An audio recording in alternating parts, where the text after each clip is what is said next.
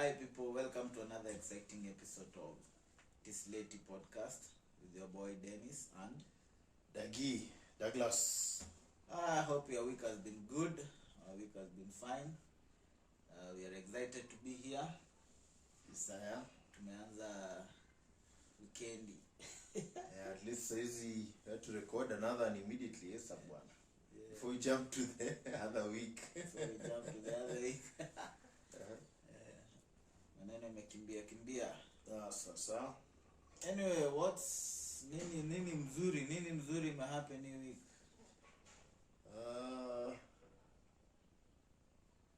Since last time. Tulia tu job. Anya job at least busy liko imezubana kwa imesota. Kwenye 2-3. And of course one of them deno alikuwa malap. Yeah, at least sasa I've wet my beak but bado sijashiba. So if you're watching this watu watokee kwa mabiashara bwana, promote biashara yenu local bwana. People are depending on you. Yako imekuaje? Nimekuwa poa, up and down. Nimekuwa fine. Anyway, let's jump right in. Straight into the agenda. Agenda number 1, go politics. Notes bana. Have the notes. Any may happen political scene. We need the notes. The phone's over there, so we need the notes. Yeah, we start with the politics of the week.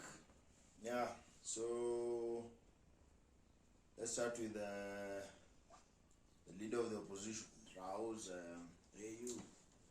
AU job. AU mission. So apparently from the last podcast tulisema okay, we researched online on Google and alisema ni 1 year but no, it's seems like it's 4 years and a term or a 2-term limit. 2-term limit and a 4-year term. So that's quite a long time. So I guess our conclusion was fair. The opposition is dead. The opposition is dead. Wanajaribu kujipanga saa hii. So the whole year ni kujipanga before February 25th next year. Is it 25th or something? That's if it happens. If it happens. Aende. Then nani hapo? Mwenye amebaki, we know who it is. So yeah, apparently so Joho and Wycliffe. Paranya. There's a guy hapo mwingine anasikumbuki ni nani. There are 3 of them. So officially the opposition ni ODM, not Azimio. Not Azimio. But politicians wa Nyanza watakubali that choice kweli? Choice ya Mr. Rao. But see, in the party, as long as you're the leader, I don't think there's an issue. The only problem inakuja if he completely resigns off. No, he's not going. Rao is not going to resign off. Same if he completely retires in politics, then it doesn't matter who he says. I think he'll completely retire after 2027. I guess that's my opinion. After 2027 already atakuwa, maybe if atakuwa amechukua seat ya AU then especially after the AU job yenye hapo kwa na AU hapo sidhani nothing else atarudi ground tena kunini. So ground itakuwa imechoki na Kalonzo, Gideon. Yeah, but I think would be a good candidate for the AU job. Historia candidate. Just in my opinion, I guess easy vitu most of the time pia we don't pay attention. The only reason we've paid attention is because we have one of us. Moja wetu wanaenda. So that's why we are paying attention. But no one pays attention to AU leadership politics. Hata si wenyewe tuko tunajua iko na chair. We all just thought ni member states peke yake. Mimi najua iko na chair. Najua inakuanga na chair. Dino. Ndio mkubwa wa AU African Union, but haifanyangi Sanangia hata ina influence yoyote in any case. Yeah, because okay, there are good structures, but beyond that, yeah, just structures.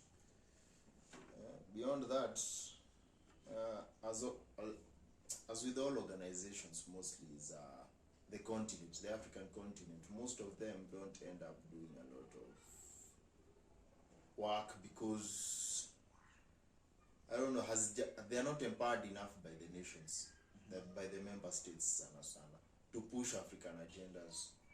So they end up being defunct. They are not well funded, if you ask me. Bargaining power, kuna me, I don't see them. Everyone goes to ikifika ni trade ni WTO, kila mtu give yake. Ikifika ni health ni WHO, ikifika ni hizi stuff zingine ni UN. So everything is pushed from the western side coming this side, but we don't push anything outside to other so most African organizations ziko na hiyo shida. So they end up being defunct. Hata COMESA, ECOWAS, COMESA hata nikate isikika. These are very good trade organizations, but time ya moi. Says hata ujui kama kuna COMESA something. COMESA something nothing.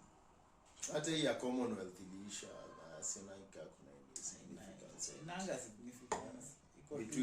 Between the colonizer and the feudal states. Yeah, union were weird. Colonies. But most of these organizations stated, even the UN is now defunct because it's all agenda west. All agenda. If it's not an American agenda, ni shida. Yeah. Cause UN sahi haifanyi anything, like watu Palestine, Hamas, Gaza. It's actually biased. They are not doing anything cause vita waseve ni wanauliwa huko. Haiti yenye tunaambiwa tutume 1,000 soldiers and police to Haiti. Country yenye prime minister from the time ali leave Kenya bado hajaingia country yake. Anaenda nika like ameshindwa re-enter his own country, and it's the same country tunaambiwa our police wanafaa waende. Kama prime minister anashindwa kuingia, police wa Kenya ndo wataingia. And mind you, ile ni home ground ya hawa wase. Geographically wanaijua yote. Wewe Mkenya, you know nothing. Ujui to roots huko. Tunawatumu uende huko sasa. Already the ground is very hostile. Landing if the ground ingekuwa very hostile, at least wangeland. But the ground right now is very hostile. Mtalandia wapi? But still an issue at all. The current government will pour for that mission. Haiti. Very good. This man. Government. That's where wanaenda. So meaning ni do itaingia kwa pocket. Because sisi as a peacekeeping mission or whatever, it's not genuine. It's not genuine. And plus, I think the main issue was the United States could not take its own. Why could they? Mbona wasipeleke wase wao? Kwa sababu politically it our heart. No one wants to be seats under them. No, but most of them they sent before kuanzia hapo. Wali sent. The US sent a long time ago. Wakashindwa. Yes, the situation ikashindikana. If hao wanashindwa, Kenya ndio itaweza. Yeah, I see your point. So yeah. So that's diverge kidogo, but the point was Rao. The opposition go officially kaput. We'll see what happens next. We'll wait for confirmation. Because at this stage there's nothing that's happening. Wait and see. confirmation then to Nembele. There was also Women's Day. Happy International Women's Day to all the women out there. But to sasa ili take an extra. Apart from the celebrations, there were also political comments about women. About women, which seem worthy to discuss, although it's just shenanigans. Yeah. Deputy president or something. The president's comments on all deputies should be women. At this point, honestly, favorism talk. Favorism talk to hapa ni zile chacha za kawaida. The last election tulikuwa nao, si candidate alikuwa, Sirawa alikuwa na mother. Exactly. What happened? He's the only one who implemented as we did. Exactly, and akuvotiwa. Sahi ni all talk. All talk tu. Paka chupa mafuta for nothing. PR. Nothing much about, okay, the day was good, but your side, the politics, nothing much. Kawaida shenanigans. Turudi tena, like, seme mana, hizi tu taxes kiasi. Venye inasumbua wa Kenya. The farmers. Oh. So, sir. Okay, there, but it was passed, now KRA can tax everyone, essentially. Hata kama hauna job or you're doing side hustle and it's not an official income, as long as there is money, you need to pay tax. That's essentially what this government is saying, which is unfair. You are receiving money or you are doing a little business.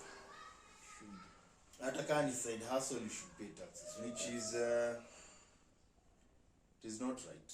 How can you pay taxes when you don't make money? Whatever you are making is hand to mouth. And exactly. It's not sustainable and you're expected to pay tax. Pay tax on that. Already that what you are receiving is already imetaxiwa. Isha taxiwa ndo ikufikie wewe, because the service una provide, huo mtu ashalipia tax.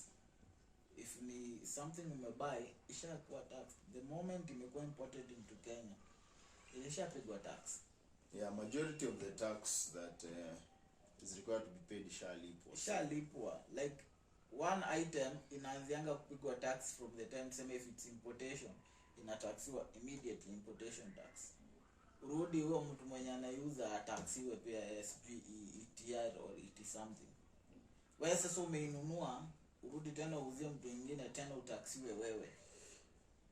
If it was a business, yes, that's the way. But sir, can side hustle. What's the point? What's the point? Say anafa manager. Essentially, you need kill. If you ask me, it's just finishing off all small businesses. Ni hustler, kazi ni bottom up. You need to kill any incentive for any person wanting to do. Okay, this economy, I think majority of the people are employed in the informal sector. The formal sector does not have the capacity to keep everyone employed. So informal sector just basically means what when you're gonna small and medium enterprise businesses to be a ndogo ndogo ndio support this economy, these small businesses. So someone comes in, they are not formally employed, but they are on a retainer or they are on a contract. So those are the guys when the government is now targeting. They don't kuna thresholds because like I don't know, for turnover tax is supposed to reach, I don't know, 3 million a year ndio ulipe TOT. Then ukishafika sijui ni 5 ama 10 ndio uanze kulipa VAT. So kuna categories generally in businesses. So saizi gava ni kama inaona hai make enough money, so wameachana na VAT, wakaachana hata na TOT. So wamekamia the small guys. The problem sasa inakuja how farmers. These guys hadi farmers. It's insane. Everybody. It could stifle to growth. If you ask. Nothing. one way of making an economy grow is the central bank, the way wanna do interest rates.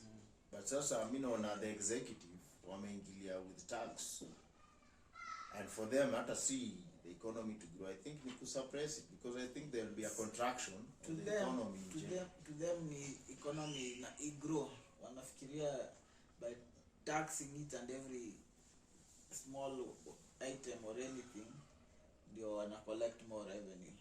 Na okay, mta collect the money, mna collect, and the excuse ni ati Kibaki did Kibaki did what? Kibaki haku tax wa Kenya to the last penny. Mpaka hiyo penny bado unafikia. It's insane. It's insane. And then if you want to grow the economy, invite investors. Watu wakuja set up industries and everything, then you'll grow the economy. Okay, it's easy professional, but the professionals are there. Na wanajua na wanasema. You are taxing people wenye hata hawana mjia. Favorable, one thing that brings in foreign capital is favorable investment environment. Sasa if the government is just looking at taxes and not growth ama revenue generation, kutakuwa na shida because sasa, and in fact most guys left anyway. Most guys left. Watu wameenda. Watu lose jobs. There'll be a contraction, but we'll see how far it goes. To me, it can make any difference, because the money they are collecting, see it inarudi kusaidia anybody. They are collecting in their pockets. That's the issue. That's the main issue. Very aggressive on taxes, collecting. You collect, but the money doesn't come back. Yeah. Nairobi collects a lot of money, but the one which is recorded, peanuts. Yeah. All of it imeenda kwa pockets za watu.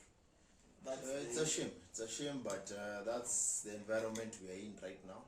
And that's what nasema. Don't forget our slogan. Yes. Revolution 2027. These things zenye tuna address hapa, like hazifai but zinafaa, are the ones which people should look into when it comes to voting. Take into consideration of all those things. Yeah. Taking consideration of all those things. Watu wajue hata wale wako huko. Juu sahi tax ime affect mpaka mtu akogeshagi, ako ocha. Huyo farmer mwenye alikuanga anaona hawezi guzwa, imemguza yeye. Exactly kwa shamba. So everybody ajue, kwa kuwa waambiwe, kwa enlightened, waambiwe this is the thing, this is the deal. Vote leaders who are going to help you, not leaders who are going to. You can do very many things with the little money that you collect. Na si little, ni pesa ina collect. Billions and billions of shillings collected everywhere in Kenya. Just good management, stuff zitaendelea, but kwa management tutataxiwa mpaka nywele yenye iko kwa kichwa. Yeah. So talking about tax pia, but that will be covered. Okay, yeah. It can be covered. It was meant to be in the section, cars, but you can cover it now. History ya kutax. Now the government is considering, okay, first of all, due to the government's action on taxing cars, I think within a span of 2 years, the price of car importation has gone more than 50%. Yeah. I would say. I agree. More than 50%. So importing a car is very expensive due to the increase in taxes. Buying a car. Yes. So cars are very expensive. Then on top of that, there is the issue of the government. Sasa they've exhausted all avenues of taxing cars. Sasa watu wanaambiwa the government is considering a plan of taxing cars based on emissions. at the ICE, internal combustion engines, be taxed because of how they degrade the environment. Sasa, what does that, as in, it's just, you wake up to some policies, but also out of touch kabisa. Out of touch. What we have some of the cleanest energy in the world by geothermal on our end, and we are lucky to have that. But it's something we've developed over a very long time. This government has been pushing the agenda, climate. They even the forest.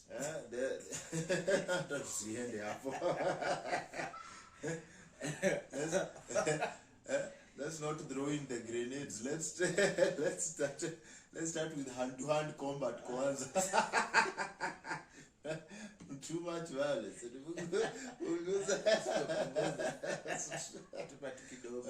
Hold on, step on the brakes.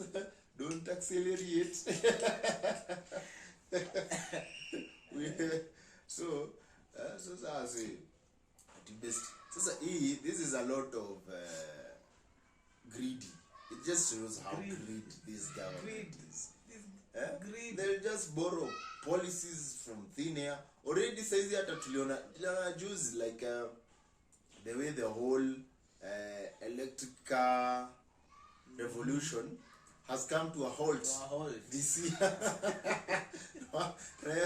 Most of the countries walikuwa sha decide they will get rid of ice vehicles by 2030.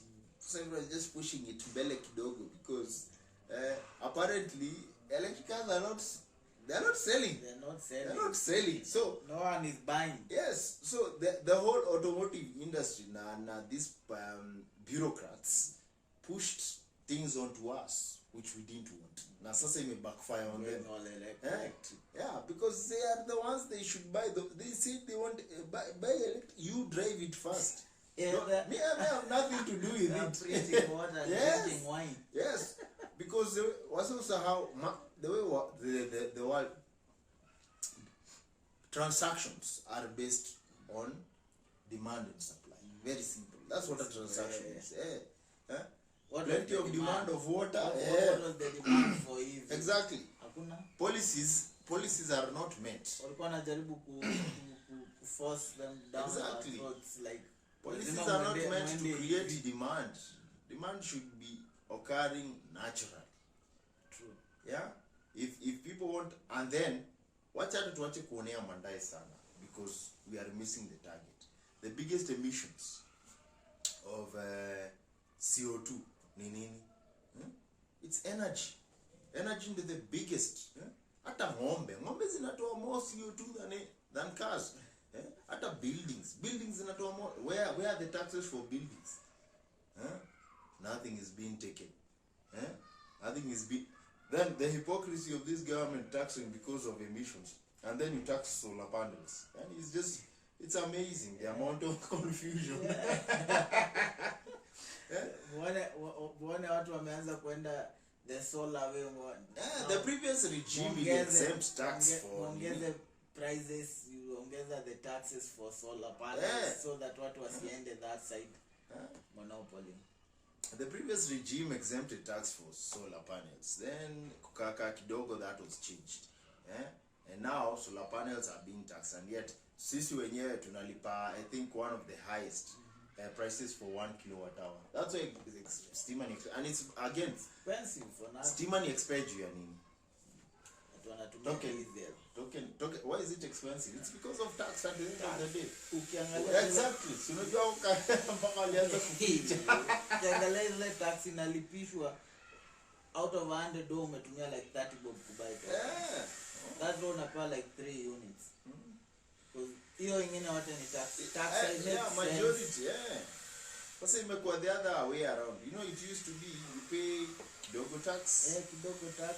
The rest consume. Sasa ni the opposite. You're just paying tax first, then where are going to Now I feel you. They are the ones who are getting this money. On a benefit. you're not benefiting. Somebody is having the highest shareholding in a government parastatal, whereas the person is also in government. The irony. It's just huku ni crazy town. Crazy town. And by the way, if you hear some background noise, we had a deadline to record today. We had to do it today, so there's some activities in our car. Our children. It's organic. This is organic recording. We try. We'll get there one day. Just bear with the noise and yeah, we are starting. You have to start from somewhere. So this is ours. Bear with us. In organic. This is organic. We are coexisting with the environment. You have to get every detail. Yeah. So yeah, taxes are huku. There's a spider of taxes. Everywhere you go to ukiangalia tu mse baya saizi, there's a new tax for that as well. Yeah. So as in the amount of taxes in this country is amazing. It's going to make it so hard, but I hope it will be a learning point for this regime, because I hope if they are collecting taxes, I just hope these taxes wanna collect, but hata niache hope juu wanna collect tax walipe debt. It's not going to help us anyway. The main incentive for taxing a lot is debt. To pay the debt. Paying loans. It's not coming back to mwananchi ati itakuja kutusaidia in any way. Ingerudi kutusaidia wangekuwa washaanza put in place measures za kusaidia people. Yeah. But now when they wanalipa debts, that's it. Even they're not paying. Number one agenda is to pay loans. Pay loans. Then after that, ni kuiba. After that, ni kukula. Lazima akule bwana. Then we'll wait and see. On a story of bursary, everyone is just my photo ups. Now nafikiri ni how much? So anaandikwa 2k. 2k wanapewa bursary 2000. Unapata watu wanakubilia 2000 for bursary. But kuna watu walipewa do mob from the same from the same bursary. Hata hapa kasa watu walipewa do. Asi niliona wakipewa 15,000. It's good money, but so it helps, but the charades, lazima say there's an entire event. Mwanikwe hapa. How do you wanahitaji usaidizi? It's very unfair. They're just taking advantage of charity. Yeah. Mafoto of kibao. But anyway, hata wazungu wanafanyanga hivyo. Kujama wakitupea aid. So magonia za leto aji mahindi. So I wouldn't blame them pia. Same way kunaendelea. So yeah, crazy town huku bwana. Crazy town. In Kenya size is not. Kenya ni Gotham. Say Gotham. Wanna Gotham. Yeah, Kenya ni Gotham sahi. Gotham, everyone is ruling everywhere. Kuna mtu ana rule huko, mwingine pale, kila mtu ako na a portion yake ya kunini, but is headed by one thing. Like Haiti. What about Haiti? Niliona juzi the head of the gangs ali make a demand of the government that kama rezoezi toka, there's going to be a civil war. Yes. That's why nimekwambia, if their own prime minister can't land in their country, their own prime minister, that's the leader. Our police are not the leaders. Our police that wanaenda tu kujaribu ku maintain peace huko, but their leader can't land in his own country. So sisi police wataenda kulandia wapi? Taliona wengine wanakataa. Wengine those guys are really determined to kill these people. But wako really determined kuua Kenyan police. Like, you guys mnakuja tunawarudisha kwenye with body bags.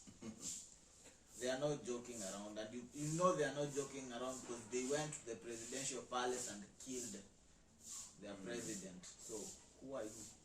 You're going to a foreign country. You know nothing about the geography of the country, or even the town. You know, the town is being ruled by the gangs. Now the gangs have joined up. It's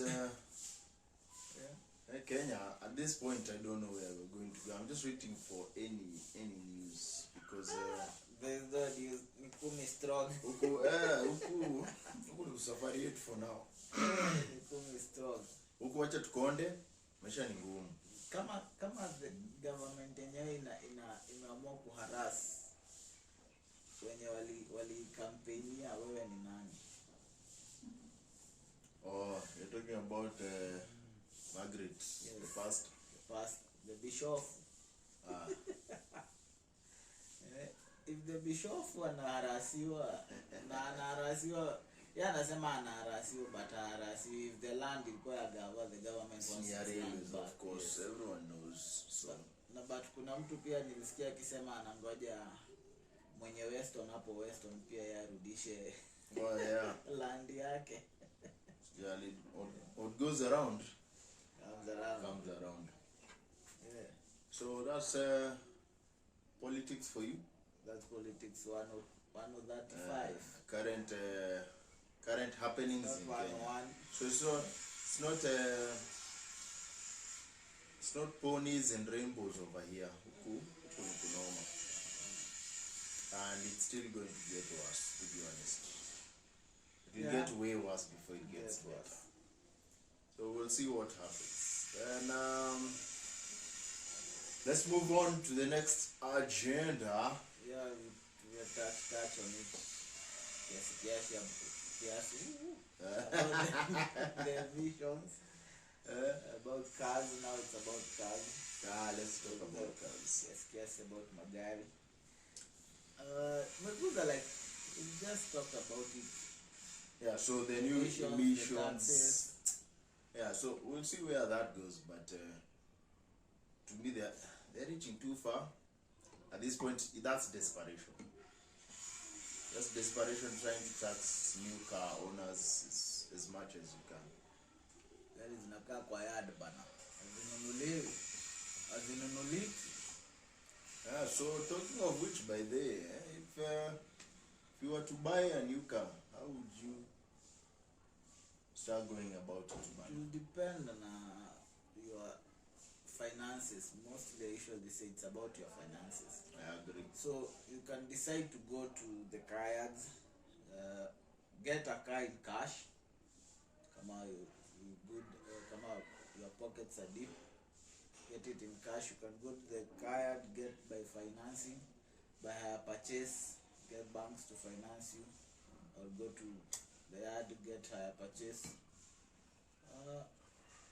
It depends on your finances. Okay.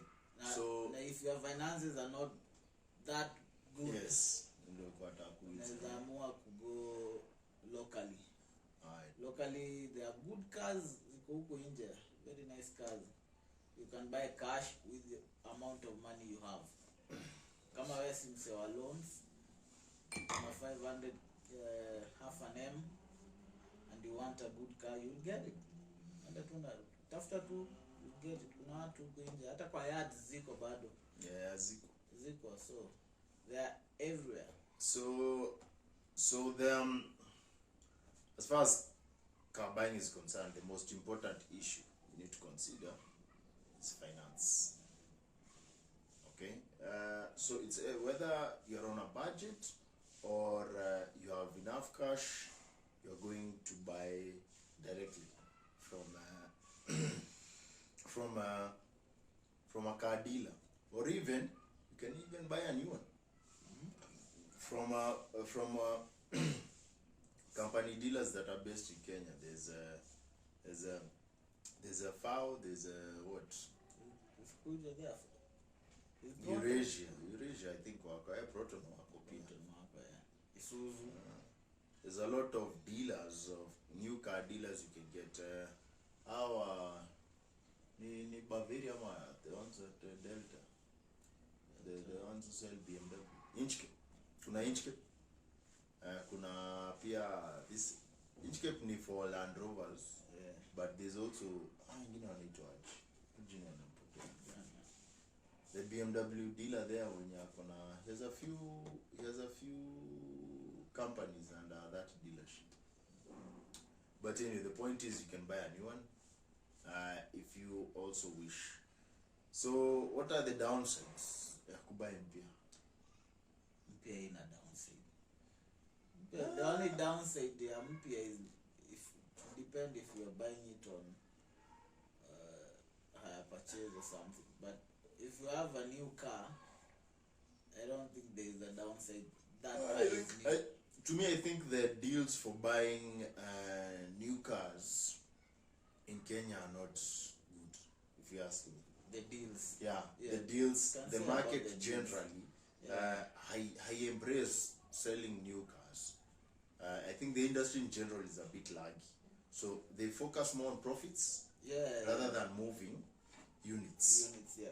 Rather than moving units. So let's say, for example, says ukitaka kwenda Toyota Kenya, if you want to get a car, first of all, the car will have a premium. Then the financing will be an issue saizi, especially with the high interest rates. Like I said, the saizi interest rates venye zilipandishwa because of the dollar. Saizi ni high. You'll get 20, 25, very high rates, 25 to sometimes even 30. So if it's going to be financed by the bank, it's going to be very expensive. The best other alternative from apart from the bank, what you want to do is make a deposit and do monthly payments within an indicated time between. That's a deal between you and the dealership. So that's the favor. That's the one I favor. The problems also now, because most people want to make profit rather than move units. The cars will be expensive. Huku gari very expensive. From the statistics and the research nimefanya, it's easier to import actually a new car from South Africa, bring it in, pay the duty, and have it here, rather than buying a new one from Toyota Kenya. That's how the market is, and they are generally unaware. That's why there's a huge market for used cars in Kenya, because age limit ni 8 years. Yeah, the age limit is 8 years. So and cars from some markets, let's say specifically Japan, they are in quite good condition. And even with the taxes, you'll get a great margin between the dealer and the market. Even if you go to the used dealer and tell them you want an almost new car of this year, it might be used maybe 10,000 kms or something, 15. That's technically new, it's used, yes, but still, even the dealer will get you a better deal than buying from Toyota Kenya. So that's why for them they have the most dealers when you wanna sell new cars in Kenya have their own agenda. I think if Kenya wanataka watu embrace buying new cars, like zero mileage cars, wanafaa the companies zenye ziko huku regulate the price to the prices zenye hizi gari zinaimportiwa from Japan zinakuja nazo. Juu from Japan hiyo gari ni cheap sana, ikifika Kenya ndio inakuwa expensive. So if people are buying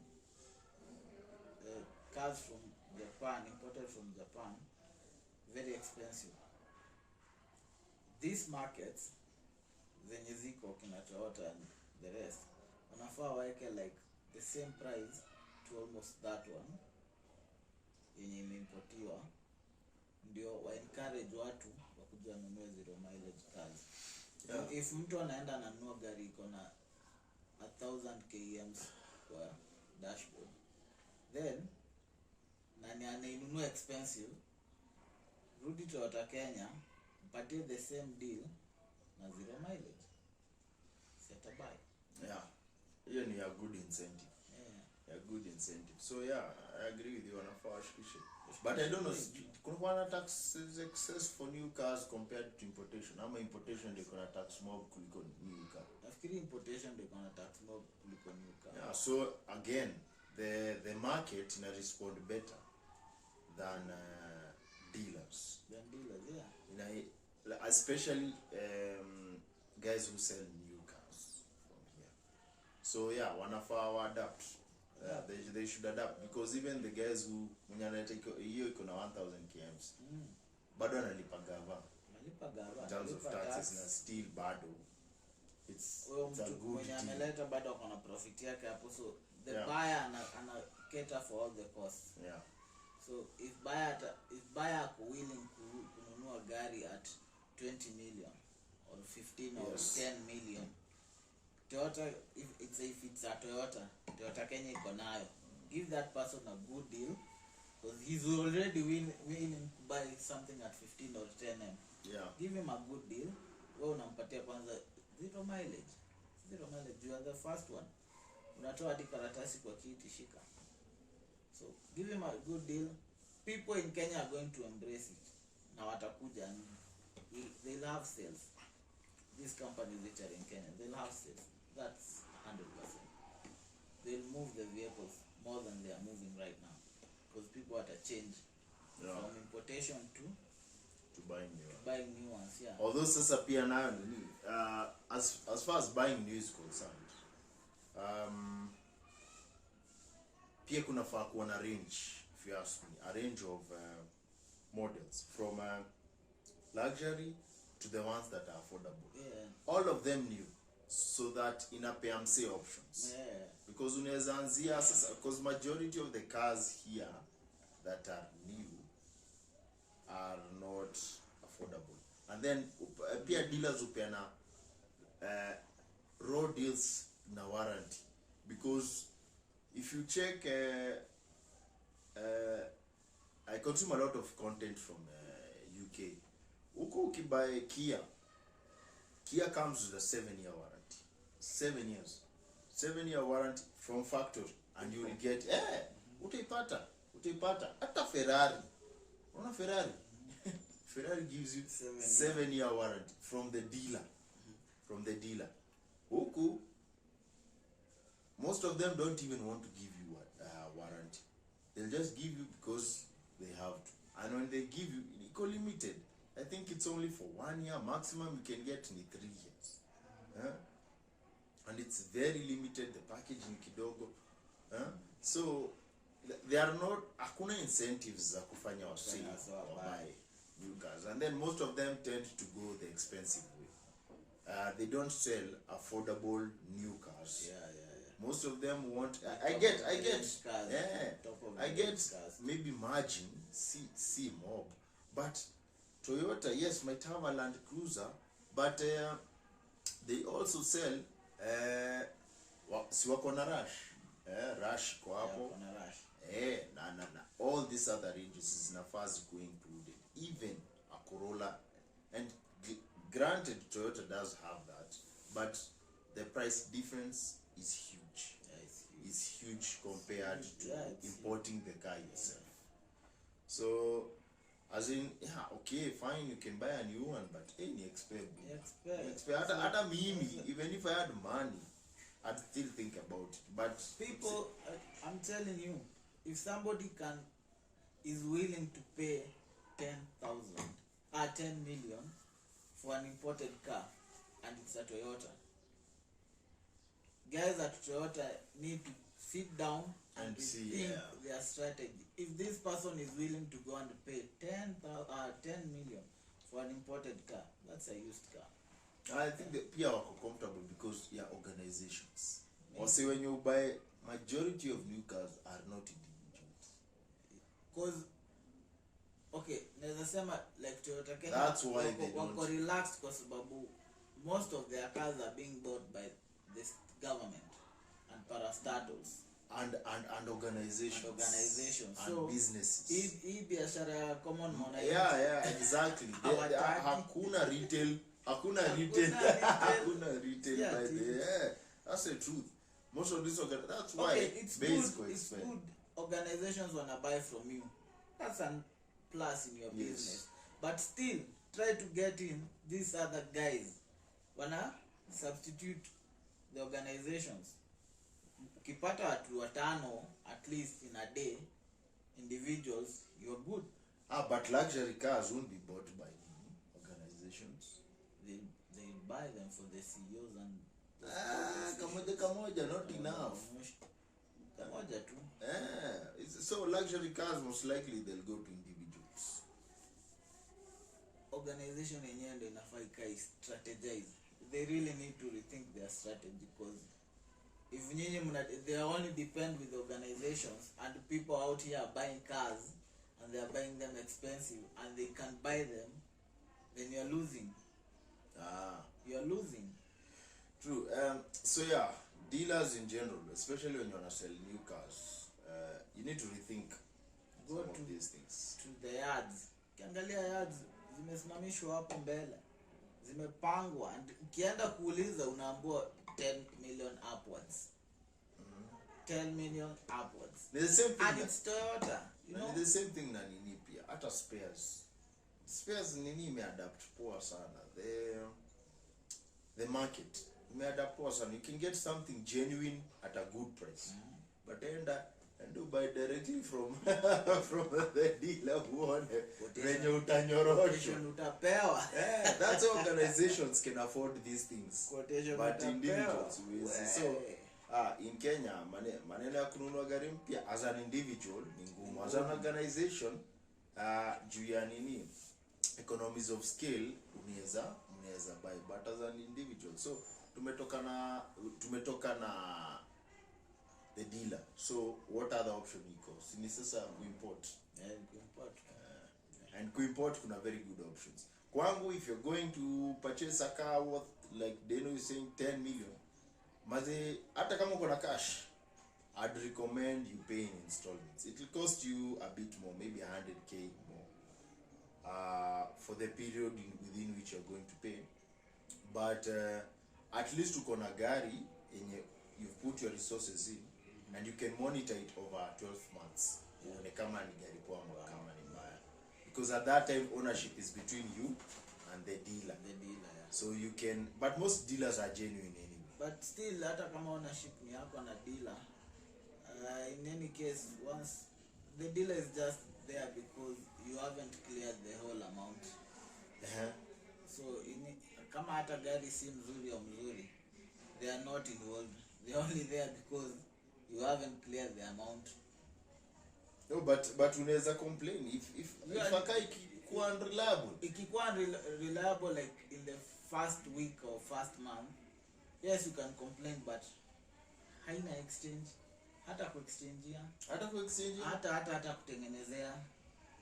The dealer is kama si hizi big, kama ni ya yard. The dealer is just there kwa sababu ya nini? Isa unaniambia nikibuy Sido worth 20M. Yes. Nianze kunisumbua. It's not him. Wewe tulikuwa na wewe ile Range Rover hapa kwa nini umesahau? In 2017. Range Rover ilikuwa mpya, imeletwa kwa ilikuwa inasumbua complete, and it was hata si brand, tuseme it was new, imported. Ilikuwa inasumbua. Mwenyewe si ndio alikuwa na deal nayo. It's not the yard ako tu hapo because you haven't cleared the amount. That's why logbook it will read Douglas and Deno. From there on, ukiclear the amount, enda na shida zako huko. We imported the car for you. It was this and this and this. Ndio hii gari. Then there's a case for buying a new one. That's why I'm telling you, from buying a new one from the dealers, from the companies, is way much better than if that's buying the case. That's the case then. Imported cars. If that's the case, if you are going to do a considerable investment, even if wanakupatia little incentives, at least ikiharibika utawarudishia. Endea mpya. Hapo nakubaliana na basi. Then forget these second hand dealers, acha kujimportia unless you are willing to carry the burden of your car when it gets spoiled or there's any issue, because the newer it is, the higher the parts will be, the higher the more expensive it will be to fix. Now it will be a headache. So if your second-hand dealer can't and most likely they won't. I'm telling you, if your second-hand dealer won't give you any kind of warranty anywhere, just be aware of it. If it's not possible, then you'd rather pay the premium. Lipa to the premium, go for the new one. Hata kama ni incentive ya 3 years ama sijui, or they say what, 100,000 kilometers, you know, 100,000 kilometers, which is around 100,000 kilometers or 3 years, whichever comes first. So yeah, I take that bet any time of the day. But all in all, atuseme ati gari zote imported ni mbaya. Si mbaya, tunasema tu, tunaangalia tu. Especially for an expensive one, it's good to consider the options. So go for a new one. Sasa tumetoka dealer expensive. So kuna dealer hizi used sasa. Is at least affordable. Kenya. Let's say affordable. It's Kenyan used. Kenya. Foreign used. Foreign used is very important. Foreign used is a term. Magari zenye, one, they are not new, they are used. They are within the legal limit, what the government allows. So they are 8 years old in general. So foreign used. Foreign used, any thoughts on buying? Yeah, you can buy. Skopoa. We know people who bought, so people buy Zikopoa, they're not bad. They don't buy at home, buy. Gari Zikopoa. There's no, hakuna, it's so, there's sometimes ni bad luck or something. But cars are good. Adam is down any issue with them. As in an issue. Unless it's a defect from before the manufacturer. Import, zinapitia my inspections. And inspections in Kenya are quite thorough. So that's a good thing. Alafu kuna local used, Kenyan used. And the inspection sheet eco. You can check what was wrong with it. So local used Simba. Local used. Story ya kubai Mombasa na Nai. Same. They are the same, huh? The same. Okay. It depends na maluo nataka kununua. But si tulisema Mombasa, of course. Taka Mombasa. We don't buy it in die, boy. Lakini weka unataka tu kukimbia hapa ununue na uanze era zako. Hata tukibai hapa Nairobi, you ship it back to let's meet somewhere ulipe gari alafu ikama. So yeah. Mombasa tu kwa mimi kivyangu nasema Mombasa juu nitaenda starehe sherehe. No gari it's quite an experience actually. It's an experience. Yeah. Just an experience. So preference yetu na pia huko kuna varieties mob still. Yeah. Huko kuna varieties mob si ati. Then we come to sasa locally used. Locally used sasa ndio pale uko na tight budget. Hapo have a tight budget. Usema hiyo ni tight budget na hapo ndo unachukua shida za mwanaume mwingine unajiekelea. Because ukibuy hiyo gari, you don't know. Yes, utaiona iko poa, but at the long run nasema ni inaweza kuwa bahati mbaya. Maybe gari ni mzuri, maybe gari si mzuri. It's just 50-50. Unaweza pata a good car without any mechanical issues, without any issue completely. Na unaweza pata a car with mechanical issues from here to Timbuktu, but you don't know. Generally locally used, what I'd say, know the history of the car. Know the history of the car. Kama unajua the owner, umekuwa ukiona gari inatumika, you know their habits, they maintain. Car sasa za Wahindi. The general, as the saying goes, they take care of their cars, which is true. They take care of their cars better.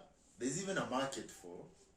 Kuna watu buy sana kutoka kwa India. Kuna tu Muhindi anauza, they buy from. They buy, and it's true. They maintain their cars much better compared to other users.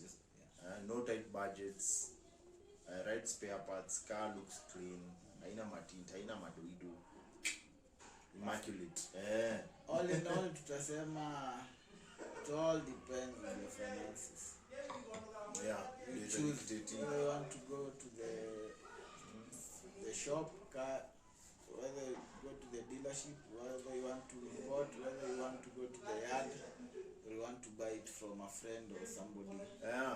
It all depends with your Brokers are also good. Yeah. Brokers are good people. People generally don't want to use brokers, but they help. And you work on networks. They know who's selling, who's buying, who has what stock, and they communicate between each other. Broker anajua broker mwingine na broker mwingine na broker mwingine. You, because you're not in that industry, you won't have that information. Yeah. So just pay the small fee that they demand.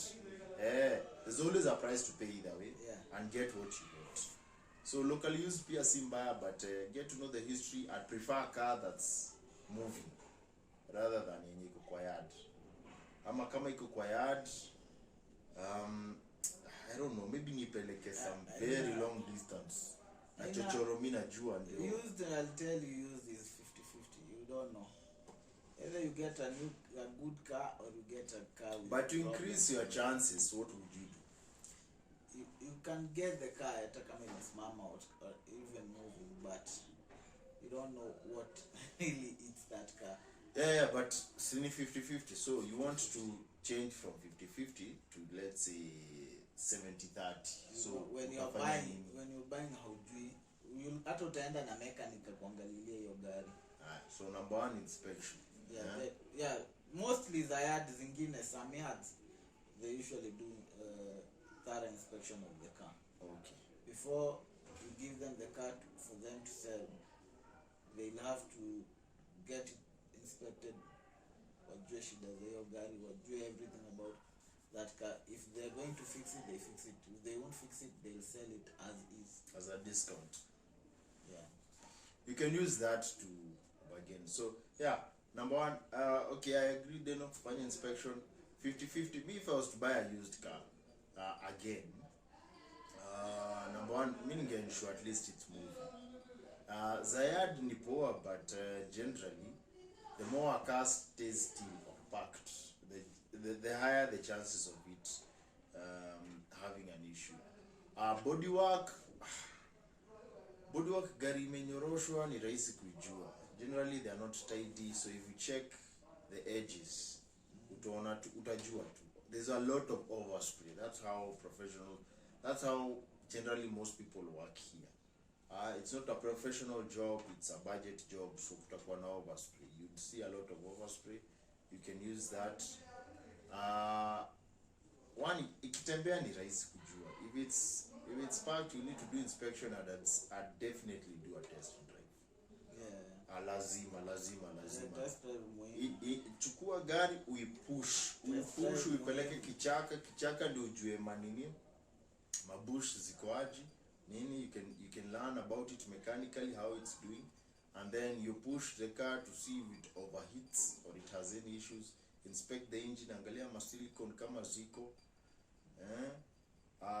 Such things, rattles, noises, ensure all buttons are working, closing, opening of doors. Kama mlango inakwama, that's another thing. But generally, the lower you go on a budget, the higher the chances of just you getting a very bad car. The tighter the budget, so I'd say spend more so you can get a bit better. So usikwame sana na the budget because you want to get a bargain. Normally you get what you pay for. So the cheaper it is, the worse it will be. The worse it will be. The cheaper you are, the more unaenda kubuy mabati. Utabuy guy. So any other comments? Nah. That's done with the cars. Tumemaliza hiyo story.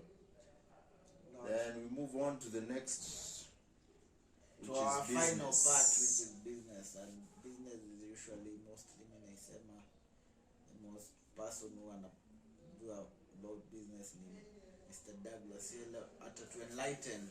He's going to enlighten us on business. But that I have I've known you this whole time and you've not been employed, so you also know about business as well. So not much, but kiasi tu, we know what to do and what not what to do. Atuambie nini. As far as business is concerned, I don't like commenting about other businesses because you're giving wrong advice. Haufanyi hiyo biashara. You should speak about what you do. What you do. So in case you don't know, I own a business that's called Tissletti, and we're in the headlight restoration business. So I was a detailer before, so I mainly focus on headlight restoration. It's something that I've done for the last 8 years, so I'm confident about it.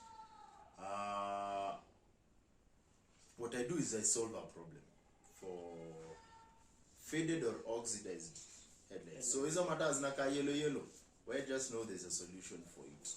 And nime specialize nayo, and it's the ultimate solution.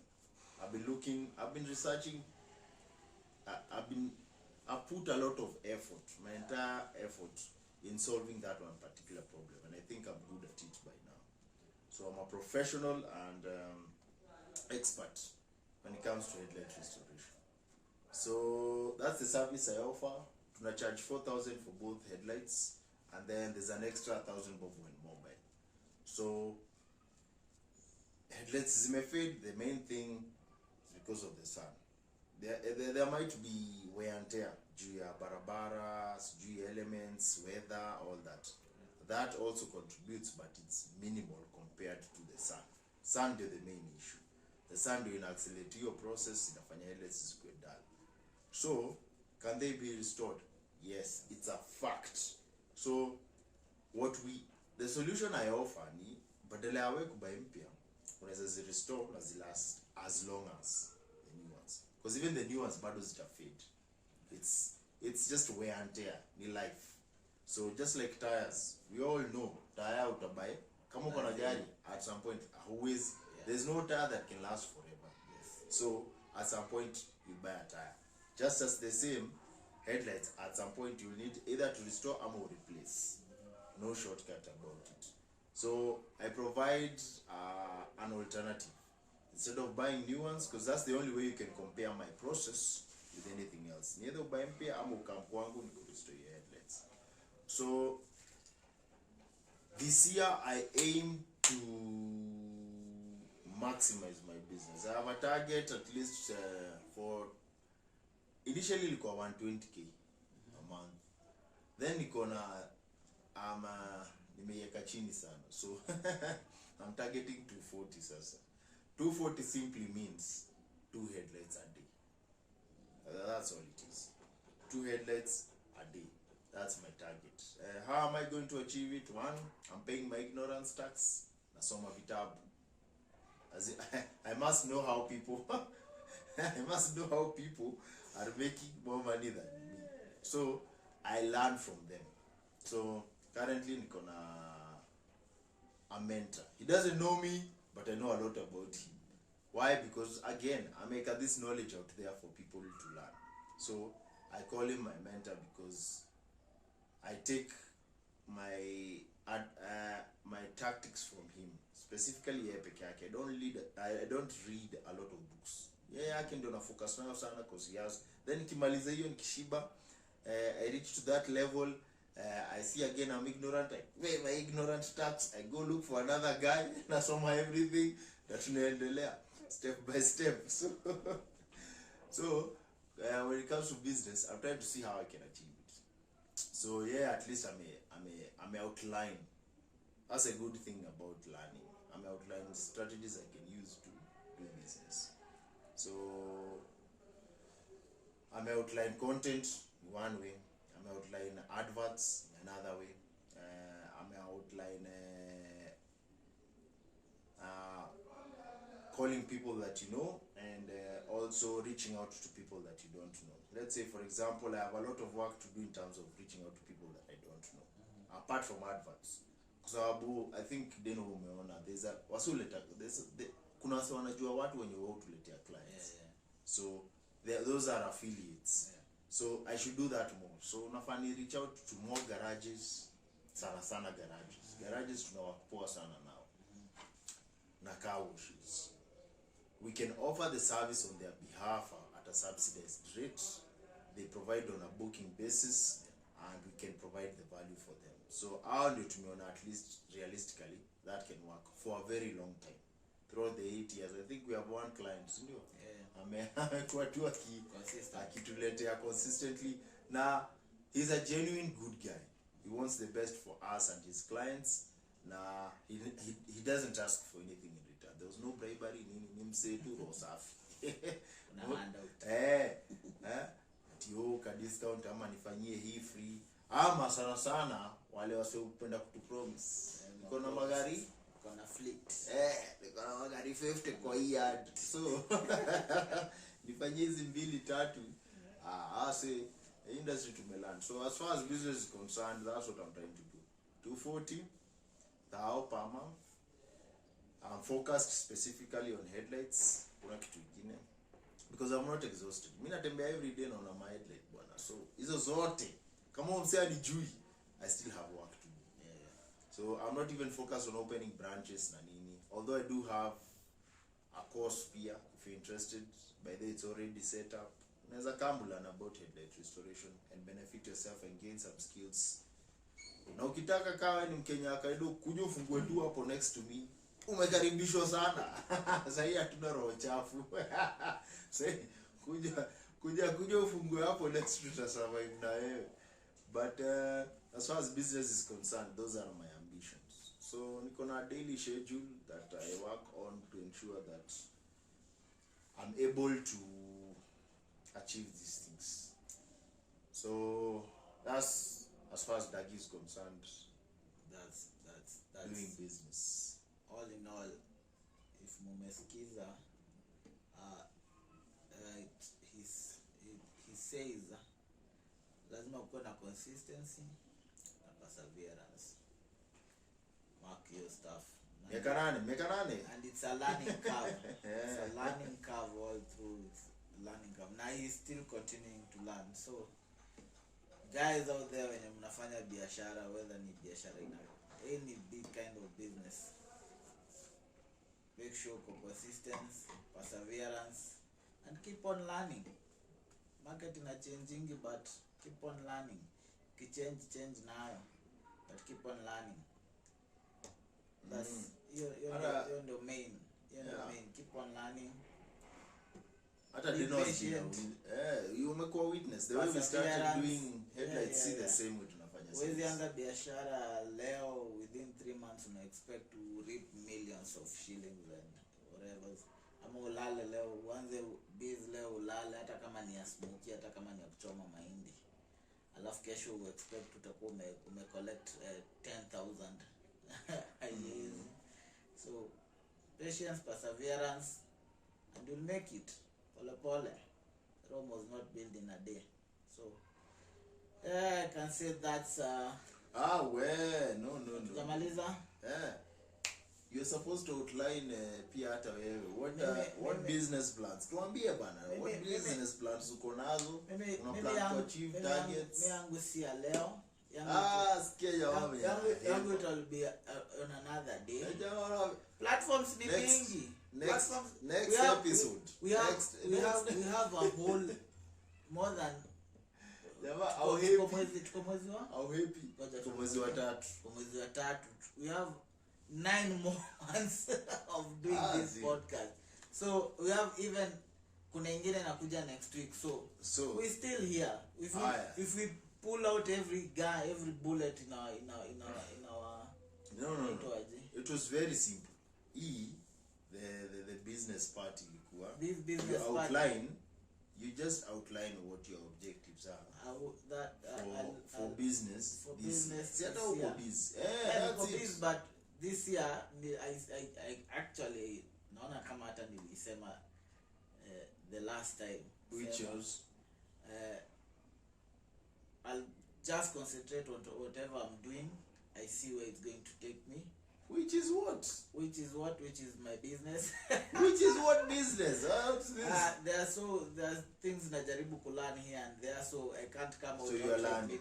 Niseme at this particular thing ndio nitafanya. So whatever I'm concentrating on right now, let me try concentrate now. So what you are saying is you are cooking. Yes, something cooking pole too. Okay. I see where it's going to take me for this year, because this year things go lined up ni mingi.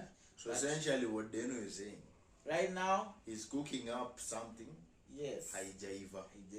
So tukue patient. Imeanza kupikwa. Tukue patient. Ikiiva atatuambia. Ikiiva hii platform iko tu hapa iende mahali. It's important. It's important. Yeah, you know, the audience. The audience is there. Yes, I'll remind them. We have to build episode 3. Goodwill. We have to build goodwill with our audience. Episode 3 ndawakumbusha msijali. Ndawakumbusha hii siku and Kenyans samsawingi stuff. So you mutakuwa hapo kunimoleka. Lazima kukuwe na that one annoying. Yeah, in the comments. Yeah, hapo lazima. Nataka kusema hapa Deno alituambia. So it's cooking. Let's wait and see. You heard it from the man himself. Amesema it's cooking tungoja and we shall wait. Yeah. So we shall be here. Revolution 2027 sao 2027 boss. And with that, yeah, we call it an episode. It is done. Episode 3 in the box. Tick. Revolution 2027. We love you guys. See you on the next one. Cheers. Gym bwana. Jamaa, wewe unataka gym na unawika hivi